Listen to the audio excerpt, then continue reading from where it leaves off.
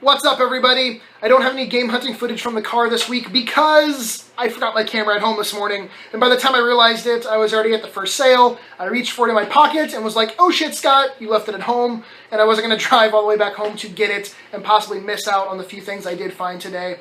This is the start of Florida's slow season in the sense of garage sales, unfortunately. It normally begins either the weekend right before Christmas or right after, and goes to like the end of January, beginning of February. So it has begun, unfortunately. I did manage to find a few decent pickups today, and on top of that, I had a few like pre-planned meetups, people that contacted me earlier in the week and said, hey, we're going to be selling some stuff this weekend. I might have a few things you're interested in if you want to swing by. So I swung by. But before I show you the stuff I got today, I'm going to announce this week's game giveaway winner. And I don't have the kitten again this week because it's still healing from its space surgery, and I don't want to be a dick to it. So I'm going to use my newly bare face for the drum roll. In case you didn't watch this last VGS episode, it was the debut of the shaved Scottsquatch. If you're just seeing it now, you can already see it's growing back, so it'll be back within a month or two. But anyways, here we go. The winner of this week's game giveaway is Tasha E25. Congratulations. Please send me a message with your shipping information and what system you want your random game to be for. And as always, there is a game giveaway for this week. All you have to do is be subscribed, thumbs up this video, and leave a comment down below. It can be about whatever. How about this random comment suggestion? How about when did you stop believing in Santa Claus? Or did you ever stop believing in Santa Claus? Anyways, so just be subscribed, thumbs up the video, and leave a comment down below. Comment can be about anything. It doesn't matter what it's about. All right, as for the pickups today, the first place I went to was one of the, hey, I already knew that he had some stuff. It's an acquaintance of mine who I've been going to for many years. He goes to pawn shops. They sell him a massive amount of things when he goes, and he gets a really good deal, and he can pass along the deal then to people like me. So I picked up a stack of newer games and 2 controllers. The games are all $5 a piece. Yakuza 3, Mortal Kombat Complete Edition on PS3. We have Dragon Ball Z Battle of Z, which I was kind of surprised to see that they would have sold him that from a pawn shop at a decent enough price for him to pick up and then sell to me for $5. The Last of Us. A lot of these are fairly older titles. Aliens vs. Predator, Skate 3, Nier, which we've been talking about a lot on the channel in the sense of like hidden gems of recent past games you should pick up. This is one you definitely should pick up. Many different gameplay styles in that one. Action, adventure, RPG, all different types of stuff. BioShock Infinite. I actually just picked up, hold on, where is it? This was, for me, I just went and bought it. It was on sale, the BioShock Infinite Complete Edition. And then we have 50 Cent Blood on the Sand. Not the most quality title there, but $5 a piece for all of those. And the 2 controllers I got are a white, wow, super glary white PS3 controller and the digital camo one. Those were $5 each as well. The actual, like, hey, there's a garage sale, I'm going to go look at it finds today were, I'll save that because that was a pretty freaking awesome one. This was just one garage sale. They had like 2 or 3 PS2 games. The one I picked up, Final Fantasy 12, $2 for that one. LA Noire on the PS3, $3. I actually drove a pretty far distance because this sale listed game systems. I get there, and they didn't even have any systems out. He said that he was thinking of selling his original modded Xbox, but it didn't even have any of the screws to hold the 2 pieces together. He didn't know where they were, and I wasn't really interested in the first place, so passed on that, obviously. And the few games he had were some sports titles for the original Xbox and like 2 PS3 games. He originally wanted $8 for this, and I talked it down to $3. So that's the only pickup that I drove a long distance to get. That kind of sucked. Wolfenstein. Oh, these 3 were at the same sale. This was $10 for the 3 of these. Wolfenstein on the Xbox, Call of Duty World at War, and Sims 3. Man, white cases and that light just do not get along. They're not friends. This next find was a pretty decent surprise because I haven't found very many Wii U items yet at sales. And I asked this house if they had any game stuff because they had nothing video game related out. They said they had nothing for sale right now. They wanted to keep all their game stuff that they had. And I asked, well, what are you guys, playing? What systems do you have? And they said, we have a Wii U. And then they almost instantly said, you know what? We do have one game that we don't really play. And this was the pack-in game that came with that system bundle. And it always kind of surprises me when someone buys a Nintendo-related system and they don't have an interest in like the Mario games for it. But they said they didn't enjoy it. So for $10, I picked up New Super Mario Bros. U with the new Super Luigi U on the disc. This you could only get in that bundle, like the 2-pack like that, so it's a little harder to find. I believe it still is like $50 or $60 pre-owned at GameStop because of the fact that it could only come in that bundle. So for $10, that was a really awesome steal. Next, the other I knew about it in advance purchase. I got a 3DS XL with the charger. It is the blue one in pretty decent shape. There's just minor wear to the front of it. It works fine. There's no SD card in it. It did have a copy, though, of Mario Kart DS that came with it. Those white covers, white labels, can't even see. And then a incorrect stylus in there. But for $80, I got that, and actually it also included one Nintendo game. Unfortunately, nothing amazing. It's the Super Mario Bros. Duck Hunt and World Class Track Meet combo pack. He just threw that in there.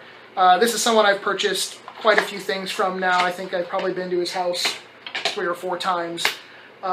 Next up, I think is it the last friggin' pickup? Wow. Well, the last one was the best surprise of the day. This house I have talked about for many years on the channel. Every time I've ever been to it, they have always had at least a couple really good games for sale. They are sellers of all types of stuff. I think they do about 2 sales a year.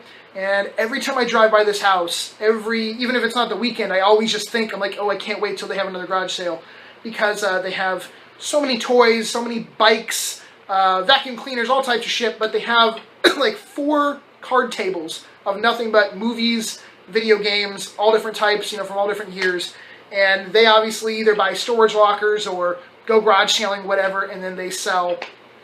These people are not the friendliest people that I've ever met at a garage sale, though. They tend to not like to haggle at all. And depending on who I talk to, if I talk to the husband, he doesn't even come down like a couple bucks when you buy like a bundle of things. Luckily, the wife was there, and she was a little bit more forgiving on coming down the price. Still, good prices. This is what I picked up. A few N64 games. A couple of these. Oh, I have a story to tell you, too. Jesus, this is a messed up story. The first 2 were Hydro Thunder and Looney Tunes Duck Dodgers starring Daffy Duck. Both of these are fairly uncommon N64 games. This one goes all over the place in the sense of price, from like $6-7 to $20+. Very wide range in the price there. And then this one is about $15-20 or so. The gray cart version goes for a little bit more. So a couple uncommon ones. Every game I'm showing you right now, all of it came in a $50 bundle. So I got everything for $50 what I'm showing you. There's a story that goes along with these games right now because Aaron is trying to collect every N64 game. So I've been giving him a call if I find him at garage sales, reading off, which ones, he doesn't have, or, seeing if he doesn't have them. And when I called him today, he says, I have some really bad news, but tell me what the N64 games are. So I told him. And then afterwards, he said the flea market was massively robbed this past week. And apparently 3 rows at our market, someone, or not just someone, it had to be multiple people, broke into the market. It's not really hard to break into a flea market, but went in and stole stuff from multiple vendors. From what he was saying, just kind of guessing in my head, I would say multiple thousands of dollars worth of items, because Aaron's booth, unfortunately, was hit. About $200 to $300 worth of stuff was stolen.